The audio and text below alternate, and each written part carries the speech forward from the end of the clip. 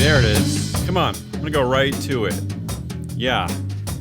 Live from... Okay, stay with me on this one, Matt. Oh, man. I already Live don't like from Robbie's Starbucks, all-white Oreo cookie calendar. It's already crazy. What is an all-white Oreo cookie? And why has he got a calendar of them? Featuring 200 days called either Christmas or July 4th. I like that. That's a great calendar. That's Come on. a great calendar, yeah. It's an all-new, terrific Tuesday edition of Business Pants, joined by Analyst Hole and Spreadsheet Whisperer, Matt Moscardi. Yeah, when did I become a spreadsheet whisperer? I just wanted people to know. I mean, It's better than vibe coder, isn't it? I don't like that term, vibe coder. I don't even know what it means. I definitely was never that. On today's Disney blockbuster called Nomination Committee versus the Avengers, opening in all theaters today, May 6, 2025, the dripping with sarcasm good game. I don't even know what that means. What kind of a game is that? What is that? Well, now I don't know if the audience is ironically cheering. Well, I think what this is, Matt, just so the audience knows, but I think they're ahead of the curve. They know us. They know our show. Is that this is a game where essentially it's kind of headlines that trigger us. Is that what it is? We should call it the trigger headline game. It's just stupidity. We're pretending these things are good, and then Matt is ironically giving a sarcastic score. I don't know what's going on. But can we be honest about what I actually very pulled Gen a few. X this game. Very Gen X. So you're going to score some today. Finally. 7. The honest answer is we were too lazy to come up with jokes. No, not lazy. Too depressed. It's wet. Better, it's wet and cold. Yeah, it is depressing. Our show today is being sponsored. What's something that's not depressing? Our show today is being sponsored by FreeFloatAnalytics.com. Oh yeah, I love them. The only platform measuring board power, connections, and performance for free.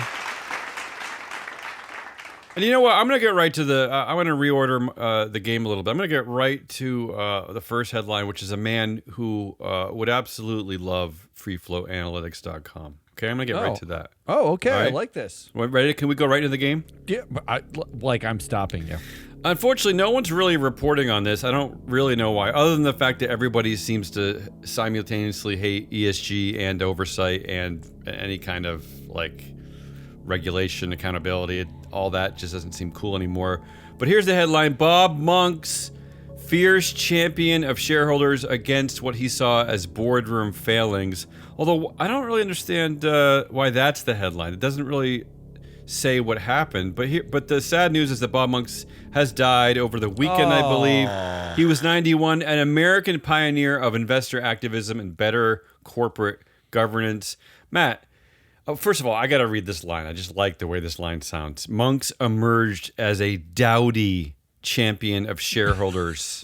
I don't know if against I like that line. Against what he saw as increasingly self-serving and complacent boardroom behavior. It's the word I love there is complacent. That's kind of what we're trying to get people riled up to do. What we're trying to educate on is that there often is a bunch of complacency on your board, or at least maybe just misaligned pieces. And yes, as Bob came up with many decades ago, you can actually have a voice against them. Matt, do you realize he founded ISS in 1985? Yeah, 85? That long ago? Yeah. Why? Yeah. What happened? What happened to ISS? Why is it like a sad collection of half-baked non-opinions Well, now? let's be honest. He was at ISS. He did the ISS thing for like 10 years, but then he founded the corporate library and GMI, right? Yeah, I don't like how they said here that he helped create GMI ratings, but they forget about his real baby, the corporate library. I'm just saying that self-servingly because that's where I started, the corporate library. Yeah. Because it really nothing existed until you started working. So hats off to Bob. And I also want to mention this because I honestly, sometimes I wish that we had started this company at a time when Bob was much more active, because I know Bob would have loved everything that happens here, especially freeflowanalytics.com. But here's an anecdote from this reporting. His most celebrated campaign in 1991, Matt, 1991, which is remarkable to me, was an attempt to become a director of the underperforming retail company Sears, which you probably don't. You remember, but maybe no one else does. Sears is gone, right? There is no more Sears. They should have listened to Bob. Yeah, well, Isn't it gone? Sears might have a few stores left. I don't know. Apex is gone, but Sears, I feel like, exists. So anyway, he started a campaign in 1991 trying to get himself on the board, for which he ran a full-page ad in the Wall Street Journal depicting the existing Sears board as, quote, non-performing assets. Yeah, I love this. I love you, Bob, for that. What a great way to say it. Yes, non-performing assets. I'm gonna steal that phrase and carry on Bob's legacy into the future, because I just think it's a great way of basically trying to tell investors, not only institutional investors but retail investors too, that the board doesn't have to be there for life. Like, they're not anointed into something. Like, you could actually treat them as something that performs, right? You can celebrate good performance, and you can also vote out bad performance. But anyway. That's the first headline in our sarcastic good game. So what are you going to say about the passing of corporate governance pioneer Bob Monks? Well, first of all, it's worth saying that Sears drive that he did, he did it with like 20 shares or something, like 100 shares or something. Like, no, it wasn't like... He's the OG, this dude, for crazy campaigns. He's like the very first, engine number one, right? Like, basically, you guys suck, and I should be on the board. I think what you're saying is he's the Kurt Cobain of corporate governance. But Matt, why? First of all, and I don't know if you want to like sidetrack the show completely. What the hell? Why did it go from that to just like a bunch of like hand wringing and greenwashing and like what? Where did it? How did it evolve into a bunch of nothing? That's what I want to know. Here's the problem. Yeah. So Bob Monks' legacy is like fabulous. Like he basically laid the groundwork and built the full foundation of all of modern governance. The problem is, it hasn't changed since Bob Monks laid the groundwork and built it in 1991 or whatever, right? Like, there was a small uptick around the financial, crisis of 2008, I suppose, right? There were some gains. There were some gains. There were some modest gains. No, if you look at the average vote for a director, that's true. Since Bob Monks started, That's roughly true. Is exactly the same. Well, like, no one does anything anyway. I should rephrase what I just said. What happened was that the companies themselves acquiesced and said, we will make certain changes, knowing that they still would have a firm grip of control. But they made a few like little tweaks here and there, right? But you're right. Investors themselves are not aligned with the spirit of Bob Monks, unfortunately. Also worth saying, Bob Monks was a Republican, right? Like, he was not some raving liberal. Yes, a pre-George W. Bush Republican, yes. Right. He kind of shifted his tone after the George W. Bush tenure. But that's because the country moved so far to the right over time that he basically stayed exactly where he was, and he suddenly looked like a liberal. In fact, like, he worked in the Reagan administration. That's right. Well, a Republican. That does seem to be very Republican. Right? Yeah. Well, it really took the idiocy and lunacy of George W. Bush for him to be like, okay, I'm done. Well, here's I don't know how to rate this headline. Look, I will say this: 91 years old, a great life. I mean, we used to go once a year. One of our favorite treats was we would go to the Bob Monks compound over in lovely Cape Elizabeth, Maine, and we would spend a fun day like on the beach barbecuing.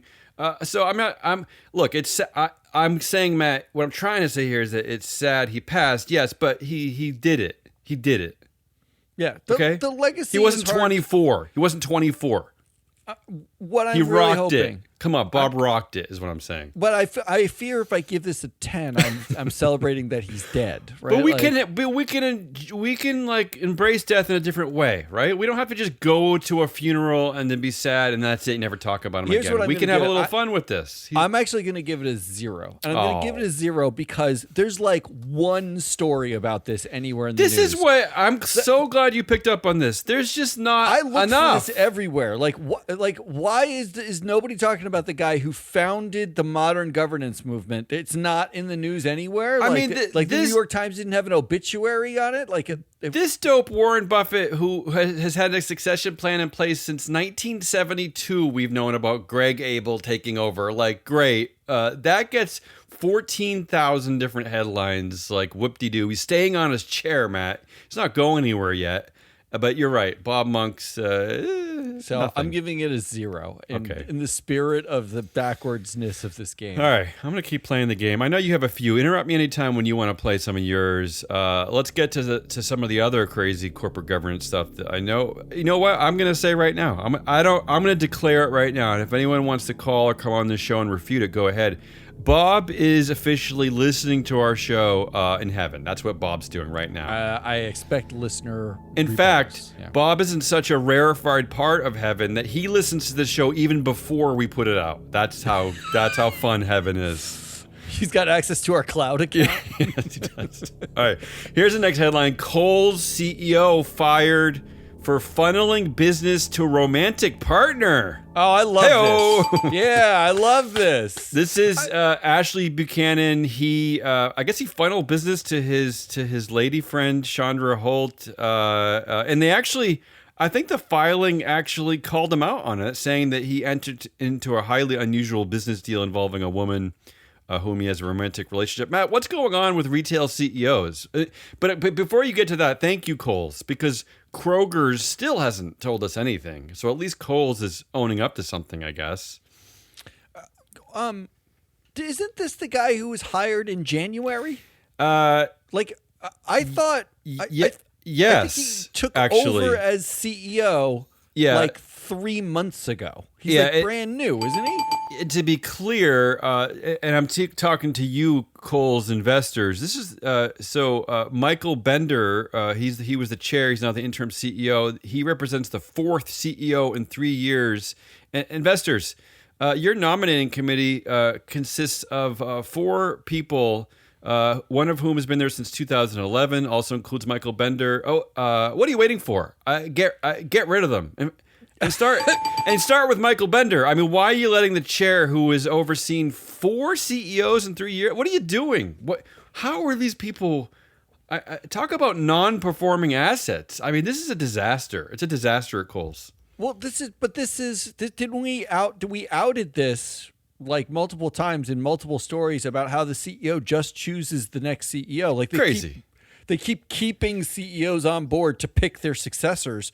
Which your job is to do that. In fact, that's good foreshadowing to the story I'll do next about ISS and Harley Davidson. If you're look, unless your CEO is let's call him, like, I'll make up a name, like someone like I don't know if this name actually exists. Warren Buffett. I'll just call him Warren Buffett. In that case, like, yeah, let it. I would actually like to hear his insight on who he wants to pick for the next. But you're right. Especially if they're failing or they're doing something unethical or whatever, why are they involved? Like this guy at Harley Davidson, he's failing. Why is he involved with picking the next CEO? What are we doing here? But anyway, this is bananas to me for so many reasons, because the guy just started. It's really hard to have an ethical crisis 7 minutes after you started. Yeah. Like, how do you even accomplish that? But it's not the first time, which means like this romantic relationship he had it at Michael's when he was the CEO there. Right? Yes, according to his divorce proceedings, there was already concern with his relationship while CEO at Michael's. Yeah, and I think he tried to hire her at Michael's, but Michael's said no. Right? I think that's part of the story. The nominating committee didn't have a phone to call the Michael's board and say, they did, "What do you think about this guy?" Right? I actually checked the records. They actually did. They had Verizon, which is a really good service. They get good. That's good coverage. Verizon's pretty good coverage. Matt, there's got to be a rule. I mean, I'm sorry, but we see all these pointless shareholder proposals year after year from just whether you're from the woke or the anti-woke or the pro-ESG, anti-ESG. How about things that actually matter? Like if you fire your CEO in 3 months because of your idiotic nomination committee and your inane succession planning process, how about at least one director has to go down with him? What? Right? Like, what like kind of duct crazy tape idea is that? duct tape a director to the failing CEO and you're both gone. How about that? You're out of here. I'm giving the story a 10 because I love it. First of all, I love that the CEO, like 3 months Kohl's, later, jeez. is involved in an issue, and I love goes that they to can't Kohl's find anyway? the CEO. Yeah. But investors, this is really, really simple. This is your moment. When the nomination committee can't find a CEO, fire the nomination committee. That's their job. They really when can't. you don't like CEO pay, don't vote no on pay. Vote no on the people who set the pay, because they're going to keep pretty doing easy. shitty pay Yeah. until you tell them no, right? Like, there's some really, really dumb basic rules, and somehow we're just terrified to vote no on a director. We're like, This should at least be a clean sweep of the nominating committee. what do you need them to write you a letter to beg you to get them off this board, right? Like, I don't understand what you need. Like, what indicator you need. I'm gonna do a couple more and then hand it off to you for a few. But I want to do a couple more that relate to this story. I'll get to Harley next, but first I want to get this headline in, just because I wanted to highlight how awesome it is that no one in the world still understands corporate governance. We know that Jamie Dimon does not understand corporate governance, but here's the headline, and it's referring to the Kohl story. Even CEOs sometimes get the "you're fired" treatment. So, Matt, did you know that you can fire the CEO? The board can fire the CEO? What? I love the grammar. Even CEOs. Even CEOs. Wow. It's almost if there was a mechanism in place, like there was a structure in place to get rid of CEOs.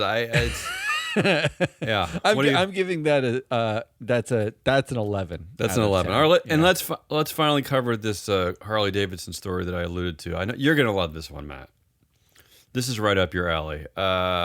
Leading in why are they leading? I don't even know what that means.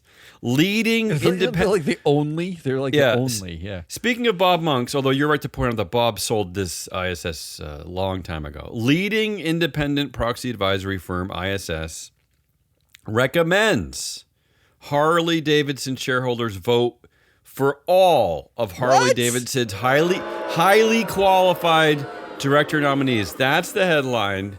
But before I hand it off to you, Matt, here are a couple things I do have to say.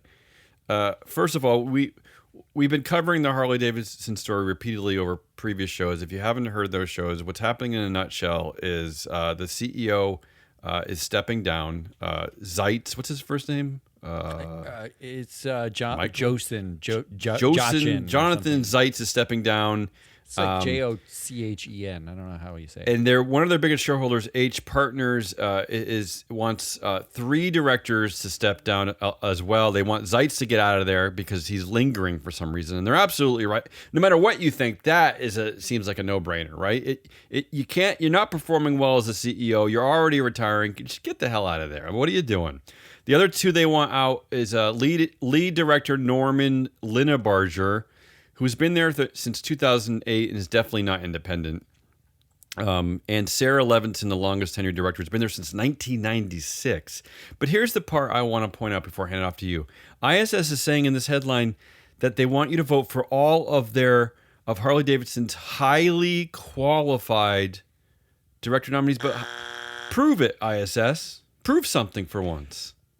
Look, how are they qualified, ISS? If you thought about, prove it. I just like. The guy who's getting fired, is he qualified? Think about any sports team you've ever liked, one you played on when you were a kid, like Little League, like the Boston Celtics, who sucked it up last night. Like, think about any one sports team, and think about, have you ever been on a sports team where you wouldn't get rid of one person? There's not like the one guy who brings a box of pizza to the game and eats on the bench, and you're like, why is this person on the team? There's not the person who has never played before but is the coach's son who probably shouldn't be there. You can't think of a single team. Think at work. Think about your team at work. If you got 20 people on your team, there's not one of them you think, well, they're probably the weak link on this team. Well, there's not a weak link. There has to be, right? I mean... But ISS managed to vote for all of the directors of a company that is actively being boycotted on the left and the right for DEI, right? But also has had about 5 bad years, right? and it's falling sales, right? Yeah, Like, and can't figure out how to solve not only the sales problem, but they're also saying that the tariff's going to make it much worse, and they still don't have a plan for that. so congratulations that you haven't thought anything through. They are being targeted by an activist, and the only reason why the activist had a member on the board, Yes. someone who Jared resigned, Dorderville, I believe his name is. or whatever. Dorderville, yeah. He was on the board, and he's reported out in a redacted letter how dysfunctional the board Yeah. is. Unfortunately, I think the fun parts are you're right, are actually redacted, which you don't see a lot in SEC filings. But can you, like, so ISS, you're not in the boardroom. The guy who was in the boardroom said this is a dysfunctional mess run by 3 people who need to be gone. 9% of shares, too. This is not like a small shareholder. This is a big shareholder. And here was ISS's hard-hitting analysis. Yeah, let's hear it. It appears that By the way, you've already won my heart. I love things like I love that. It appears. Maybe. So let's just start off all this with a maybe or a probably. This is the could CEO they're talking about. Yeah, it appears. This is the CEO. It appears that his time in the role has been more positive than negative. Yeah, it appears it's been more positive than negative. But there's no proof. But there's no proof of that. There's again, like, if that's what you think, ISS, at least prove that. I don't see any proof of that. Positive and negative has a measurement connotation. What was the measurement that is positive versus negative? You can't say this is more positive than negative without some list of pros and cons, right? Matt, all the reporting, even I think Harley itself, even Zeitz himself is suggesting, like, one of the reasons he is stepping down because the turnaround plan is really just not going well. Like, he's not stepping out on a high note. It's not leaving on a high note. So it appears it's been more positive than negative, which makes it hard to argue that his vote on a successor is worthless. Well, why? Why does that make it? I can argue that right now. Yeah, and ISS, why is your job hard for you in the first place? Like, aren't you the leading? Why is this thing so hard for you? But the activist investor is making the argument that you think is hard to make. They're making it very easily. And I just got to borrow from your sports analogy again for a second. Imagine you're the coach of your favorite team has sucked for 5 years basically, and everyone's sick of it. The fans are sick of it. The players are sick of it, which essentially is what's happening at Harley. The board's getting upset. The investors are getting upset. The customers are getting upset. So you fire the coach because that's what you do in sports. But he's going to stay around and he's going to stay on the bench. He's going to come to the games. He's going to have a decision in the next leadership. He's just going to stay around. I know everyone hates him, but he's just going to stay. He's also going to get a salary for that time that he's staying. He's gone, but he's staying. So ISS, that alone, like, even this, no matter what you think about the other 2 directors, that alone makes me think that what happens to ISS actually has nothing to do with analysis. I think it does have to do with, like, feelings. Like, I don't really, right? Let's explore some of admit those. That if that's true. Just admit that if that's true. Let's explore some more feelings. Okay. This is about the targeted directors that the activist wants to vote no on. Yeah. Get off the board. There are compelling reasons to believe yeah, that as a group, they still have perspective that can be valuable. Right, can be. What that is just gobbledygook. What does any of that mean? I don't like. First of all, what are the reasons? Yeah. What are the compelling reasons? Release your table of genius that you guys use to, like, create what makes an effective director over a non-effective director. I'd love to see that. But then also, like, you're not even saying they will be valuable. They're saying they can be valuable. Like, it's possible. The longest tenured director, Sarah Levinson, is 74 years old. 1996, Matt. That's like the Clinton administration. And she has a TSR on this board of, like, a majority of her time's on this board of 360. So you've gotten worse performance than, like, a basic average director from every director on this board, including the longest tenured one. Which is your compelling reason that they can choose a successor, or they have a perspective that can be valuable. Here's what's crazy because about they remember the 90s. Here's what's crazy about why. ISS is that essentially these 3 directors are the same person. You have 2 from the George W. Bush administration. They started then. You have 1 from the Clinton administration. That's when she started. ISS, you could maybe make a compelling argument that we'll keep 1 for the historical, like for the history of this company and all the like all that stuff. Like, okay, I would possibly accept that, Matt, but to keep all 3, I don't. That makes no sense. Yeah. Here's my favorite line. Now, this is incredibly quantifiable. Okay, it appears that the board initiated the CEO search process promptly. It appears. It appears. Don't you have? You could ask them. You're talking to them, right? Is that like saying it seems like it did? Can't you ask them for when? When did you start your CEO search process? And they're like, oh, sometime. Hey, and you're like, well, it appears that you did start it promptly. That's ISS, good. I got this to say to you, ISS, and Glass Lewis. I'm going to lump you into this. I'm sure you agree because you guys are all bumbling, non-opinionated people. Please don't ever open a gluten-free bakery, because when I ask you if these muffins are gluten-free and you say, yeah, they smell gluten-free, they appear to be gluten-free. They could be. It's hard. It's hard to do a gluten-free, but they seem like they appear. I believe they're gluten-free. Yeah. It's hard. Maybe, I don't. They can be, and they appear to be. This is sad, ISS. I mean, but like. And this is like a home run, because if it was not just 3 long tenured directors, it would be harder for me to be so sure that they're wrong. But this is just dumb. I mean, not to mention that one of them is the CEO who's already failed and is already he's already quit. Yeah, he's failed quit on the company. Dumb. I said you're dumb. Get out of here. I'm a Call failure. us and admit you're dumb. What's your score on this one? I have to give this up to 10. I mean, this is brilliant. Maybe if you need to make a case for looking at freeflowanalytics.com, our sponsor, and going to their website, and it's a free. Please. This is you could log in for free. I'm literally. I pulled it up as you were talking. I'm looking at the directors of the company, and I'm looking at how bad they perform, including there's only 2 women they could find for this board entirely. One's been there since Clinton. They don't oversee Clinton solid TSR anywhere, right? Yeah. Like, I could see all the other boards that they're on. Like, maybe Sarah Levinson is so busy on the Macy's board, really killing it at Macy's, that she's not paying attention here. Like, I could see this right here. So 10 for showing people the way to freeflowanalytics.com, our sponsor. When you combine this with the death of Bob Monk's and this story about ISS, this is officially the day that if you are a part of a company that uses ISS or Glass Lewis, or you know anyone, this is the day you just say, okay, this is dumb. We're done.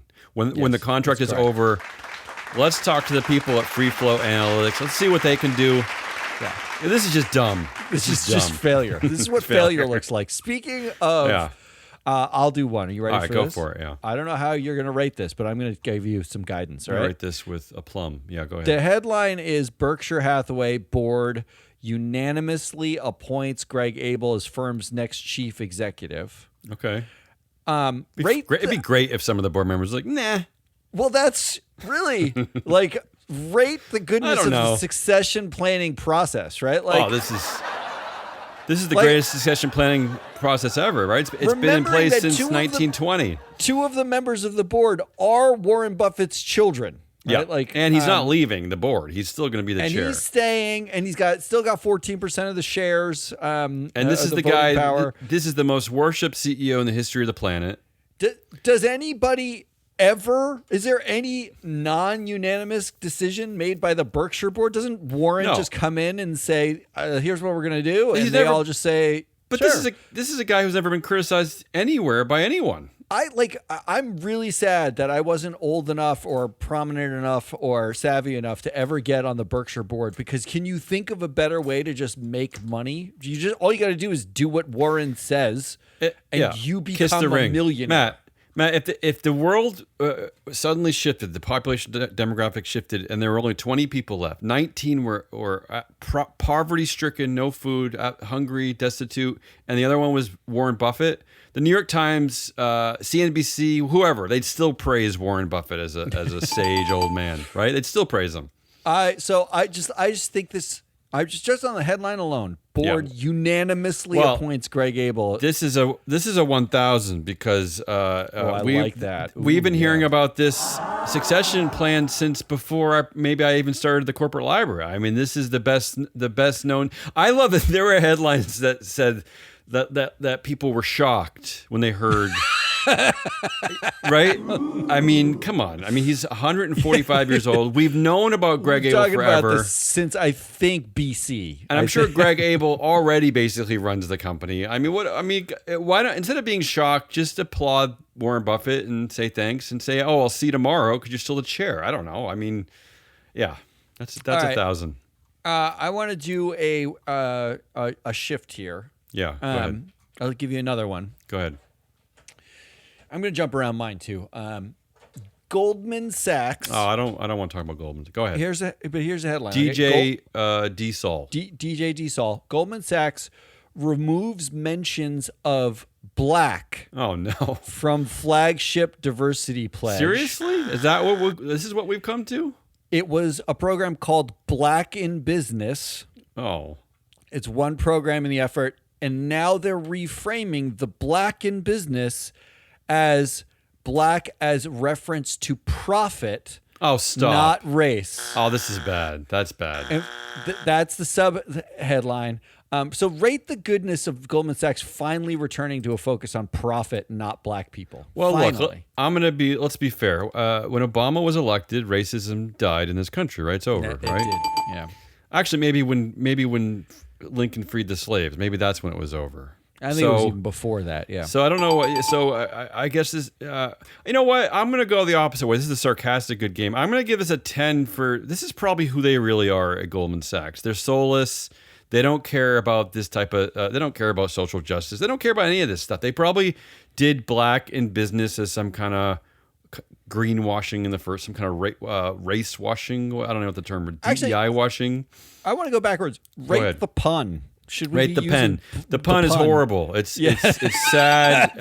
It's disrespectful. I mean, our country would not be great without the free labor that we got from enslaving a group of people. I mean, the whole thing is historically pathetic. It's just, and of all places, Goldman Sachs should be telling people like Donald Trump to go F themselves because. America, we're the land of the Statue of Liberty. We shouldn't be putting up with this bullshit. This is ridiculous. I really hope they rebrand to In the Black in Business. And now I know why DJ D-Sol. Now I know why he only DJs like in the Hamptons because he's not a real DJ too. Clearly, this whole thing is stupid. The whole thing is dumb. He was at Lala. The whole thing is horrible. Actually, this is. I know I'm like making light of this, but this is sad. Honestly, it's sad. Yeah. One election, it's not like he got 98% of the vote, right? I just don't. The whole thing is just. It's. Removing the word black and then reframing don't remove the word you can't black. Remove it. We don't remove the word black. You reframed it to we mean profit, like in the black. Great, it's wonderful. Yeah. You want me to do a few? Yeah, do some more. Whew, that one took the life out of me. That's hard. It's like hard to hear that kind of stuff. I It's know, so petty. stunk. It's just so petty. Which one should I do? You jumped around so much now you can't find it. I know. How about this one? I know you want to talk about this one. Target. Oh, let's stick with DEI failure. Target CEO's pay slashed by a whopping 45% after his disastrous mishandling of DEI. Oh. Well, I think we might have talked about this story in the past, but this is remarkable for a lot of reasons. First of all, it's interesting that they're picking up on this story from this perspective, right? This is kind of like the anti-Bud Light version of this story, right? Remember at Bud Light, if you go woke, it ruins your company, but this is the opposite. If you go anti-woke, you ruin your company. But this is from a reporter, Patrick Kennedy, at the Minnesota Star Tribune, who actually uses something. Speaking of Bob Monks, this is they actually use a pay figure called total realized pay, which I believe was created at GMI Ratings, which is not the same as the total summary compensation that you typically see in a proxy filing. That's kind of the takeaway number that journalists usually list. So for Target, Brian Cornell, it would have been $20.4 million last year, but instead, it's this total realized pay is the sum of, I believe, like salary, your cash bonus, and your vested stock, right? The stock that actually vests, right? Where you actually pocket that year, and that number is only what was it? It was like 9 million. So I applaud Patrick for trying, right? I mean, it's kind of cool, right? I mean, but yeah, go ahead. I didn't see the same information that Patrick saw. Yeah, what did you see? So I looked in the actual proxy, and there's a table called Pay versus Performance Table, and it has a column called Compensation Actually Paid to CEO that reprices the options that would have vested at the vest. Okay. At the what time, does that right? figure tell you? So it's effectively a version of realized pay, but you don't know if they cashed out or how much they cashed out for or when they cashed out. It doesn't track that. So it's not as good as GMI's version. MSCI still does this. Yeah.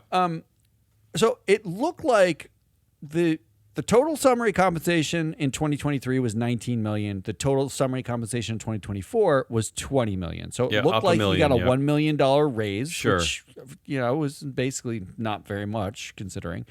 But the compensation really, paid to I would the CEO I'd be happy with just that raise part of that. Went from equation. 10.7 million to 18.6 million. It looks like he got almost double. Yeah. Like it looks like he got a 45%. Well, remember, that's increase, the company reporting. That's the company's reporting. Decrease. Yeah, that's the company reporting. It is interesting, this figure, because in 2022 it suggests that he lost 10 million, and then in 2021 it suggests he got 60 million basically. And then 80 million the year before that, according to the company. This is the part that's like the fact that I can go in the filing and find a totally different set of numbers that contradicts what the Minnesota Star Tribune reported. I don't want to crap on pay. old Patrick. Yeah. No, that's the problem with the way we do compensation. It is, like you're right, we you're have right. no idea how much these guys get. Also, like, let's be clear, and I think this is a problem with the way this is talked about in general. This is something we're trying to fix for free flow analytics, but is that to focus on 1 year anyway of these CEOs' pay is crazy, considering Target themselves is saying that he made it basically $140 million a few years ago. Right? Like, so even if his pay went down, who cares? I mean, the bigger takeaway that I think he's losing the story here is that it is interesting that foot traffic to Target has gone down since they've backtracked on DE. Like that kind of stuff is interesting to me. I think that the share price has also gone down. I mean, that does seem like there is a kind of a minor customer revolt against this stuff. And plenty of reporting about how Costco has benefited from all of it. They embrace DEI. That's the stuff I'm a little bit more interested in. But I appreciate your point, Matt. There is just, despite Patrick Kennedy, his noble attempt, it's really difficult. It shouldn't be, but it's really difficult to talk about how much these guys even get paid in the first place. Like the fact that somewhere the compensation committee and Brian Cornell are sort of casually indifferent to these reports would make me much more upset because like they know we got it wrong, right? Like they know the numbers that we're seeing don't add up. That's just what they have to report. And really, he probably made. In fact, we know also that this year he got a bigger stock piece of action, right? While the shares are at a 5-year low, right? Which means he's getting stock at a lower vesting price, and he's likely to see that the price go up, right? Mm-hmm. That's and true. That's true. That's one of the fallacies of this year-to-year pay. Yeah. So it's like the joke's on us 2 years from now when we're not looking, right? Yeah. This one was really weird to me. I'm giving it a 5 because I don't know what to make of it, and it's I a hate difficult CEO one. pay. Yeah. How about this one? I love that score because I don't know what anything means. I don't want to do this one, but I'm just going to do it for kicks. We can do this one quickly. Euronext rebrands ESG and drive to help European defense firms of all things. So we've been talking about, we kind of started this company. You used to go to conferences saying things like kill the acronym, right? You hated the acronym ESG. I did say that. So they want to call it, they don't want to refer to it as environmental, social, and governance. They want to call it energy, security, and geostrategy with an emphasis on supporting aerospace and defense companies. Guess what? Energy, security, and geostrategy are like thematic investing ideas. Yeah. E and S and G are data sets. It's a bunch of data. It's not a theme. It's, in fact, the concept that you have the problem with is you think that ESG means don't invest in defense companies. ESG means use a bunch of data that you didn't use before to decide whether or not you want to invest in defense companies. It doesn't specifically, ESG doesn't preclude you investing in anything. It is a data set to make an informed decision. Euronext, if you want your entire index to be defense companies and you want to use ESG data and then ignore bits of it that you don't care about, be my guest. So renaming the acronym is actually the stupidest way to do this because you renamed it from something that was dumb to begin with to dumber. So I'm giving this a sarcastic 10. The real headline here should be something more akin to, oh, crap, 2025 sucks. Like Europe is now worried about building up its like war companies, like its defense. Like what is happening in the world? Why is this okay? That should be the headline. Wasn't that well worded what I just said? Wasn't that very concise? It was eloquent. It was. How about this weird one? I just wanted to point out this one. Here's the headline. This low-profile CEO is the highest paid in America with a $101 million paycheck that beat out Starbucks, Microsoft, and Apple chiefs.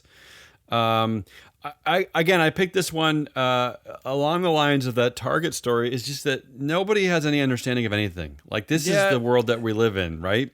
Also, summary compensation, realized compensation. Yeah, let me walk you through this a little bit. First of all, he's gonna stay low profile. Yahoo Finance. If you don't even name him in the headline, it's Jim Anderson. He's the CEO at Coherent, which I've never heard of. They make equipment for networks and lasers. Here's the dopiness of all this, and here's what the article completely missed. So if you're reading this, like, congratulations, you're getting no actual information. First of all, when they this is all basically a Golden Hello Equity Award. This is all like, you're working for us now. He just got hired in August. Thank you. Here's a bunch of equity. But here's some of the things that they didn't tell you is that, first of all, when they announced his hire, his Golden Hello Equity Award was $48 million. $48 million. And then when the proxy came out, it magically morphed into $91 million. There's no reporting on that. Second of all, their pay committee is way too large. It's 6 members. And even the chair wasn't even up for election last year because there's a stupid classified board. In fact, Matt, their compensation committee includes such incredible geniuses like the former COO of Silicon Valley Bank. So that tells you something. But here's the other thing the story missed is that 48% of shareholders also agree that this is terrible pay and said no on say on pay, which should mean the company scraps. I know it's not quite a majority, but we've established here many times over that if you get to at least 30%, that's the will of the investor. Lower it to 10? I think we should. 10 is fine 10. with me. Whatever. Yeah. So I don't know how the story missed all of that. So to be clear, he's not going to make $101 million every year. It's not really his paycheck. The whole thing is just misleading in so many different ways, and also investors hate it. They're angry at it. So. Yeah, I'm giving this a 10 for its confusing nature. Yeah. I don't know how these scores work. Do you see our struggle with this company? It's like even the people who purport to know about this stuff don't understand it. All right, I'm going to give you a couple more here. You ready? Yeah, you can take us out of here. Why don't you wrap us up? All right, I'll wrap us up. Because my other ones are things that I know you're going to hate. I'm not even going to ask you to weigh in on them like this. Zuckerberg says in response to loneliness epidemic, he will create most of your friends using artificial intelligence. Oh my God, that's the worst thing I've ever heard in my life. The AI industry has a huge problem. The smarter its AI gets, the more it's hallucinating. And also this one, Tesla is extremely upset about reporting that its board has been looking into replacing Elon Musk. I'm going to spare you all that bullshit. The Zuckerberg one might be the truest thing he's ever said, because that's the way he views humanity, right? Like, I'll just make up some friends. Yeah, no one likes me. And one of his quotes is that the average American has fewer than 3 friends, and that and the healthy amount is he says 15. So he's going to make up the gap with 12. You know what's fabulous about that? Yeah, his company, the whole point of it was supposed to be to have more friends, to social connection. I thought it was a hookup with women at Harvard.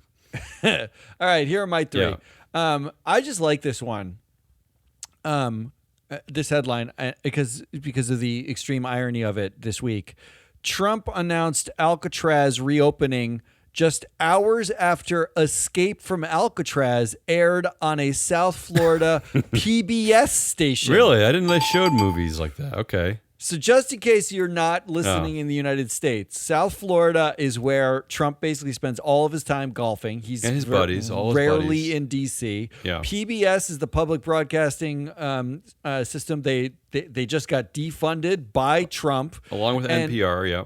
Escape from Alcatraz is a Clint Eastwood. I think it's Clint Eastwood, yeah, right? Who famously yelled at an empty chair to show his disdain for Obama back in at a Republican a convention. 60s or 70s movie about Alcatraz. So basically, it's like daytime programming that a old man probably saw and was like, good idea. Let's open Alcatraz. That's how policy gets created here. How am I rating this one? What do you want me to do? Well, just rate the goodness of funding PBS, which gave him the idea. Isn't it like good to fund PBS, which gives you those ideas? It's beautiful to fund PBS. Yeah, that's a 15. Yeah. There you go. See? Can I say too that and I think you might be covering this soon, but there was also a story where someone from Meta apologized to the dopey Robbie Starbuck, and they apologized on X of all places, not even on a Meta product. Well, so it's the same kind of like stupidity going on. That's your next headline. Okay, there you go. Meta I didn't mean it. Yeah, go ahead. Apologizes to conservative activist Robbie Starbuck. Here's the actual apology. Quote, Robbie, I watched your video. First name basis. Yeah. This is the chief global affairs officer, Joel Kaplan. He's on the first name basis with this asshole. Is that really? Robbie. This is our world? Yeah. Robbie, I watched your video. Robbie Starbuck did a long video about how he was wronged by Meta. But what do you mean wronged? I thought they were patriots, the being Well, in they've all been 6th. pardoned as patriots. They've been pardoned, yeah. I watched your video. This is unacceptable. This is clearly not how our AI should operate. But what? Wait a minute. I thought and then that, he went on to go say ahead. that their engineers are looking at it and they clearly have to address this problem and whatever. But I thought there was no reality of fact or not fact or information or misinformation at Meta. I thought it was just up to the community to make a decision. So why does he have to change anything? Well, because Robbie Starbuck sued Meta. Maybe he for was defamation. there. Prove he wasn't there. Well, let the community know, Matt. Let the community know solve this. Why should Meta solve this? Why are you not fighting back against Robbie Starbuck saying Meta didn't decide this? The AI did, right? Well, like you have to sue the AI, and the AI is part of a platform. You can't sue the platform for the content on the platform. Bot. Yeah, yeah. Sue the chatbot. Maybe they can have a trial within the chatbot. Yeah. So how would you rate apologizing at all to citizen journalist Robbie Starbuck for calling him what conservatives think of as a hero because he sued them for defamation? Well, this kind of go ahead. What if he defamed me? What if I said to the chatbot, like, what do you think of me? And it said Matt Moscardi belongs in jail. Can I sue Meta? No. Will Joe Kaplan write on like X? Matt, I watched your video. Hey, Matty, really watched your video. Really disappointed in our AI. We will fix this immediately. I'm sorry, but I can't get over the fact that that Meta doesn't peddle in facts versus non-facts, right? Yeah, I that's what thought they they were said. It's out all on that. Yeah, we're out. But- First but- Amendment, baby. But to have someone at that level apologize to a racist troll is disheartening. But look, congratulations, Meta, for representing who you really are. This is who you are now. You are despicable boy trolls who hate women and people of color. Like, this is your brand now, and you don't like how fact dare you. because just like ISS might purport, facts are confusing, and we don't want to get it. It's hard to figure out what's real and not real, so we don't try anymore. It appears he wasn't there. Maybe he was there. I don't know. I'm gonna give this a negative 4 million. That's Wow, my 4 million. Wow, I just think down that your score with that. that we're now like we're addressing this is what we're all the other stuff, that all the other reports on what Meta has harmed and who they have harmed, all the constituents and users that they've harmed. But we are directly reaching out to this guy like 20 minutes after he posts his video. 20 minutes after, basically. What we're saying is we can lie and spread misinformation about anybody as long as it's not a conservative activist with more than like 10 followers, right? Like, effectively what we're saying is we will reapply fact checking to anything that hurts the conservatives, Well, but not anything that check what they say this as headline true or not. This headline is perfectly emblematic of our times because it's loaded with gaslighting. It's loaded with capitulation to the right. It's nonsense. It's like it's going against company policy. It's in this sphere where I thought January 6th was supposed to be good. I think the whole thing is just like this mind-boggling theater of the insane, of the absurd. Like Let's close out the show. If only investors had any access to Meta platforms and could vote out everybody, because they all deserve to get voted out. Unfortunately, there is no mechanism in place where investors have any say in what happens at Meta platforms. And listening exchanges, just get rid of it. Just kick it off. Just get rid of it. Well, let's end the show. Yeah. Go ahead. Dovetailing into this headline that will maybe partially explain what happened to Robbie Starbuck. Anthropic CEO admits we have no idea how AI works. Is that right? Like that was the headline. That is that Dario Omeidi? Is that his name? I know he's one of the founders. They obviously don't say the CEO's name in the headline. Yeah, who is that?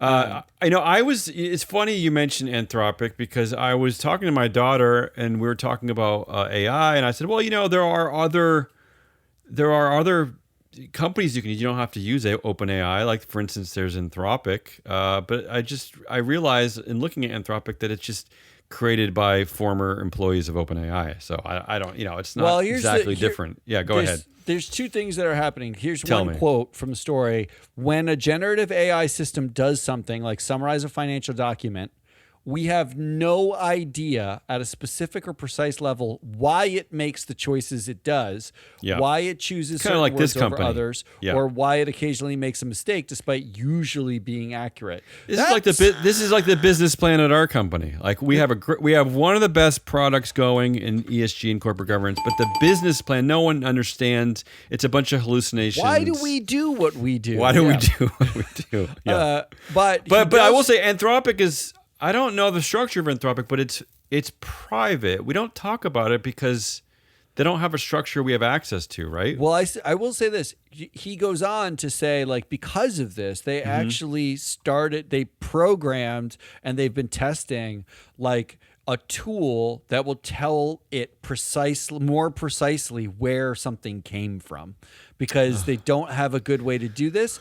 And they're just kill it. Why don't we get rid of it? AI company that's doing something like that. Well, all the other AI companies just are happy with not knowing. They just are like, whatever. Yeah, and of course the scary part of OpenAI, although we didn't cover OpenAI, we can get that later in the week, because I had a story about how OpenAI is actually announcing that its nonprofit will stay in control after all. That's true. Yeah. They want to become a public benefit They're corporation. for-profit, but they're a public benefit corporation. Well, public benefit corporation is for profit, and one of the reasons why they're doing this is that a stipulation from SoftBank to give them scads of money was that they have to become for profit within 12 months. So I think this is their version of keeping that money. What are we even talking about anymore? I was going to say this. Why don't we just get rid of it all? Eric Schmidt said we're going to need 99% of the world's electricity anyway to run all this crap. So maybe now is the time to pull the plug. You think that's viable? Is that a viable moment? Listen. If you're listening to the show right now, unplug your computer and just throw it in the dumpster. You can use the computer, I suppose, but just get rid of the whole thing. What do you need it for? But isn't there enough like early evidence that this AI movement could be a big oopsies, a big like we don't even know it's hallucinating. We don't know how it works. It's all run by boys who drop out of college. Like it's a little bit of an oopsie. It's already right? a foregone conclusion that it's an oopsie. The good women on the board of OpenAI try to fire the CEO for being a liar and doing what's opposite of the company's intention, and then they get fired. Like there's a lot of oopsies happening. This is all good foreshadowing for all you English majors. You should be paying attention to all. It's all very important. All very important. All right, so I have your score as a average as a negative 3.999 million. Yeah. And I believe my score average was a 4. I might like this game the most because it's completely free range. It's libertarian, almost libertarian game. That's all we got. I don't even know what that is. I don't know what it is. But you learned a lot. An hour of it. I bet you learned a lot, though. Sure. That's Hazelnut Wallace. I learned a lot. I'm your analyst, Matt Viscardi. We are Free Floats. Come back on Friday. We've got a show coming up. On Thursday, we're going to do it's Proxy Countdown. The Proxy season's like well underway. Yeah. And we've got to do, you're actually going to be on the Responsible Investor podcast. That's true. Thanks for reminding me. I got to prepare for that. Yeah. You talk about like what's happening in proxy season so far. Yeah. So come back for all of that and go to freeflowanalytics.com. They're our sponsor. Check it out. If you have questions about it, let us know. Until then, goodbye.